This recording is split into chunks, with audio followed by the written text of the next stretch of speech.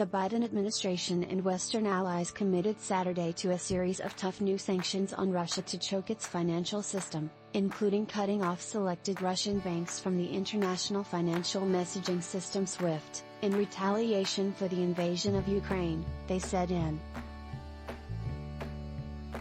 This would likely lead to massive bank runs and dollarization, with a sharp sell-off, drain on reserves, and, possibly, a full-on collapse of Russia's financial system. Cracking down on the Russian central bank would severely affect Moscow, which has $630 million in reserves ranging from gold to. The Wall Street Journal reports Moscow needs the reserves to stop the sharp fall in the value of its currency since it invaded Ukraine. The decision to kick Russia out of SWIFT came after support grew for the move in Europe on Saturday, with Italy and Germany stating they were in favor. SWIFT is a Belgium-based international messaging system that connects 11,000 financial institutions in more than 200 countries and territories, delivering 42 million messages per day last year that coordinate transactions.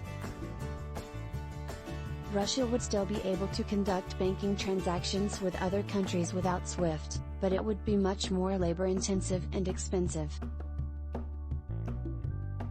It could also have negative consequences for key trading partners of Russia, including European countries, which could have difficulties paying for the imports of Russian oil and gas they rely on. Major U.S. banks, including JPMorgan and Citigroup, had sought to persuade U.S. lawmakers and the Biden administration not to restrict Moscow's access to SWIFT, Bloomberg reported.